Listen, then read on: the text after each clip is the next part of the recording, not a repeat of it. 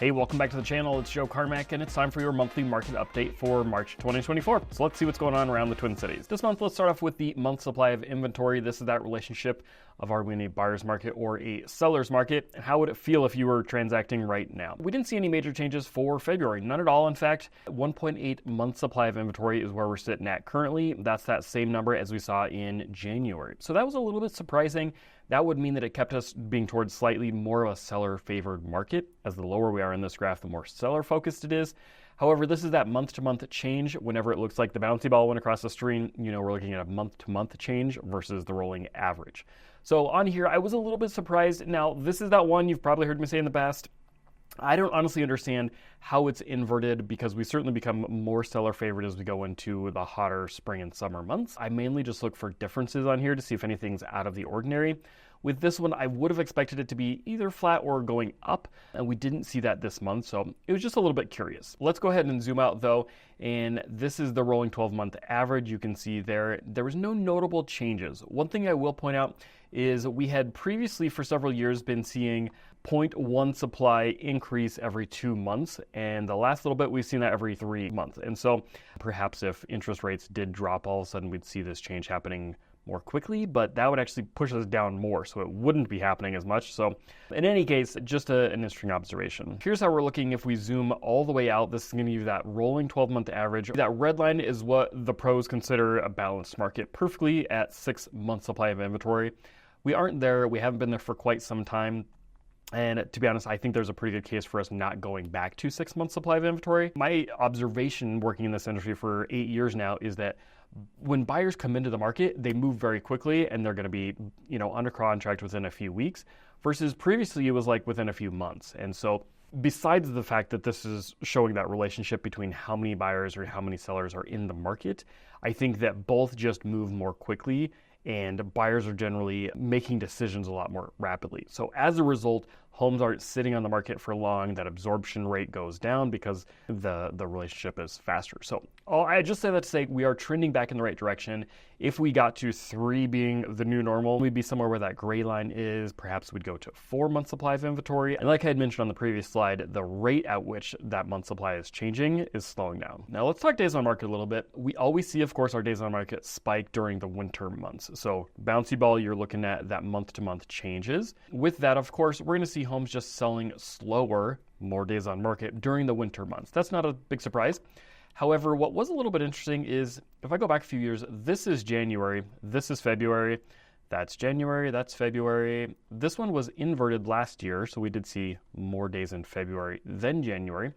But in any case, that's usually the peak, right around either January or February. And last month, I had kind of predicted for you that since we were sitting there at January, I did anticipate that our days on market would go down. That's a pretty reasonable expectation. However, if I'm honest, I expect it to be down here a little bit more. We were at 38 days on market for February this year, and I expected us to be, 34, 35, 36 maybe. Would have been more reasonable, partially because of interest rates that were expected to come down more than they have. I'll give you a rates update in a second. But we didn't see interest rates come down as much as we anticipated. And with the weather, that was the second variable. So because the weather is so warm, more buyers are certainly out. But I think because of interest rates, that's held some of them back.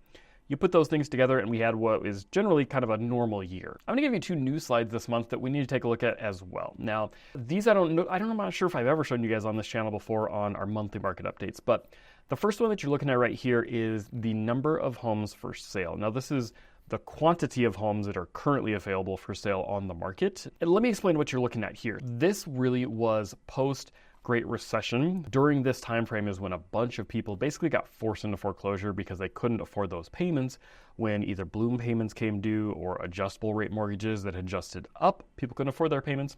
Because that number of homes for sale was up, prices came way down. Once all that kind of shook out, they started pushing down interest rates in order to bring this number down, to get the number of homes for sale down by primarily getting buyers into the market, right? They're incentivizing buyers with super low interest rates. And so because of that, we saw the number of homes for sale dropping down low. Most of us locally would have said right around here, we should have sort of bottomed out and had kind of that low plateau of where we thought things would stay flat.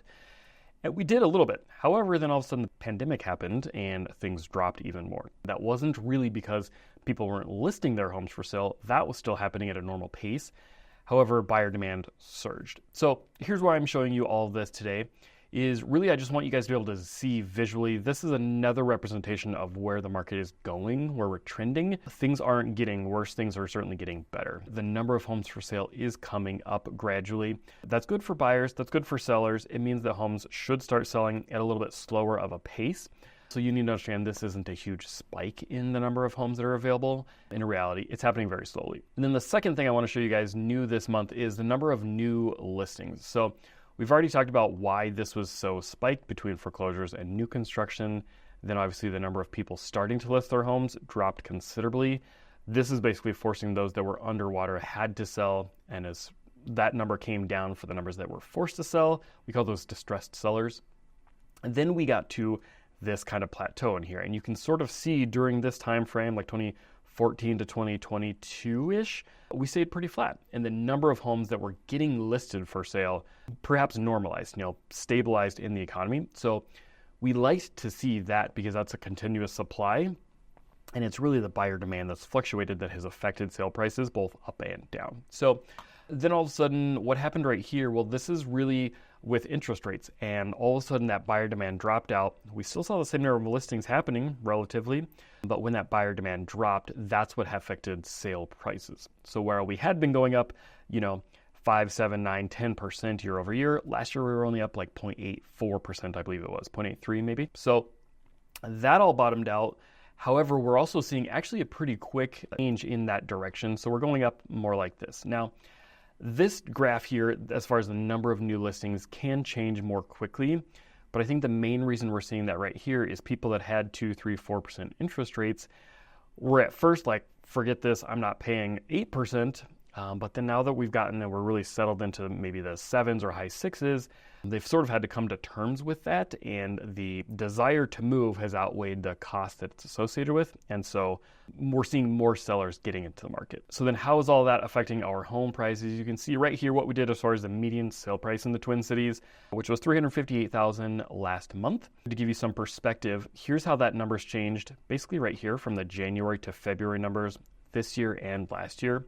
This year, we went up $4,400. Last year, during the same time frame, we went up almost $16,000. So a third or so, quarter of how much has went up last year is what we saw this year, but they still went up. So if you're the type of person you're trying to time the market, the best day to buy a house was always yesterday, okay? Because obviously homes go up in value over time with inflation. But we are fortunately seeing that number going up is less this year than it was last year by a pretty significant amount. The rolling average number went up $930 from January to February, so not a terribly significant number. That will feel more significant than we saw last year, which was at a 0. But as far as all the other numbers, I went back to 2018 on here, that's dramatically less than any of those other years.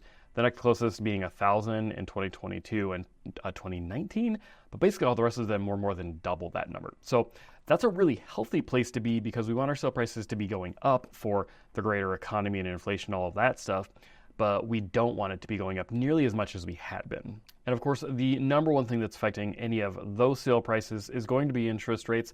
So you can see right here, we didn't have any major changes in rates. They are down a touch from last month, but we're still hovering in the high 6s. So there's your Twin Cities real estate market update. My name is Joe Carmack. You can find all of my contact information and buyer's guide and everything else in the description down below. So don't hesitate to reach out, and I'll see you next month.